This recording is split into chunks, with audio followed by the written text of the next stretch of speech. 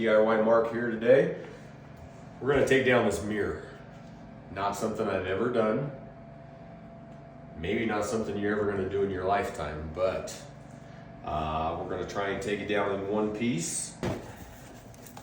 We got a few tools to use for this. Got these off Amazon. It's pretty inexpensive actually.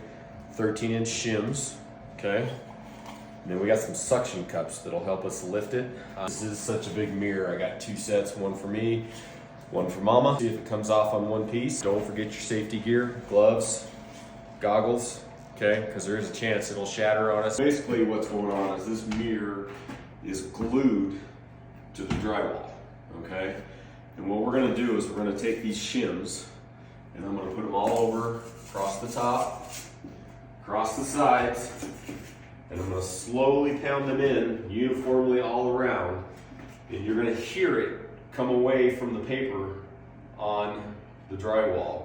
But what that means is because we're redoing our bathroom and our master closet, is we're not gonna have to do as much drywall work like we're gonna have to do here when we take off this tile. So I'm gonna start tapping these in.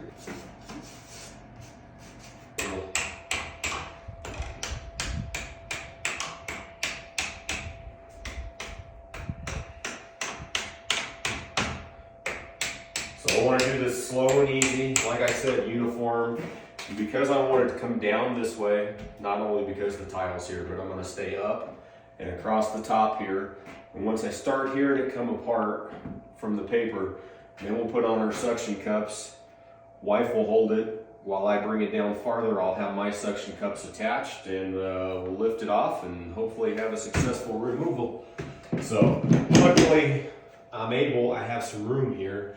You know, your situation, you're gonna have different angles and things that you have to work with. And it's just, you know, it's patience and being careful. And as I'm doing this, I can look down and I can see that it is slowly coming away from the wall. And that's what I want. I don't want to make any drastic moves and have it shatter, because then I got a bigger mess I got to clean up, make sure everything's vacuumed up, got dogs, things like that, so it could turn into a real mess. So as I'm doing this one here on the top, you'll see as I'm tapping it down, this one's going to move. This one here, I ran into a glue dot, so that's not going anywhere else. So I'm going to need to make an adjustment there. But as I do this, and it comes away from the wall, you can see this one is not even attached now because it is definitely coming away from the wall. So I'm going to move this one up here again. Glue dot right there, I can feel it. So I'll go over here. Around the edges is where you're going to have a lot more glue. That one's all the way in, so it should start coming away from the paper here in just a second.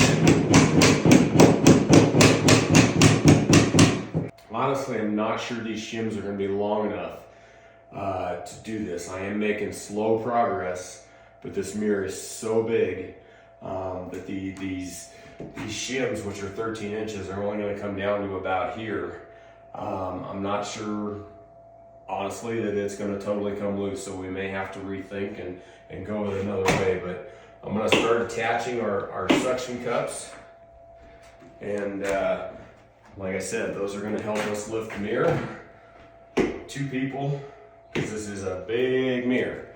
So once we get those on, hopefully, when I get the shims down and it starts coming loose, we'll be able to, you know, keep it secure until it's completely free of the liquid nails that's on the back of it, and then be able to move it and get it out of the house between the two of us. Just had an epiphany, which is part of the do-it-yourself thing.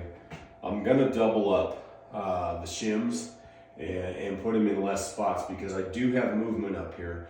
So I'm gonna put them a little farther apart, double them up, and that should give us enough that we actually pull it away from the wall. Part of being self-sufficient is improv.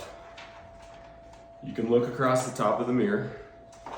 I got all the shims up there, okay? If you come over here to the edge, you can see how big the gap is that I've created in doing these shims, but I've used all my shims. Out to the garage, improv. Harbor Freight, I use these to take wheel weights off of the back of wheels when I'm balancing tires and wheels in my shop. These, they're part of a break-in kit that I bought for my RV because I had a cargo door latch break. Bought this stuff in hopes that it would help me get into my RV, which I did eventually get into. See that they're tapered, just like the shims. These are tapered. What's nice about these, awesome for the hammer, because I'm starting to make a little bit of a mark on the drywall as I'm doing this. Even though I'm being very slow, very methodical, I'm doing some damage to the drywall, which I'm gonna have to repair, which we're painting anyway, so it's not a big deal. So I'm gonna start putting these in all over.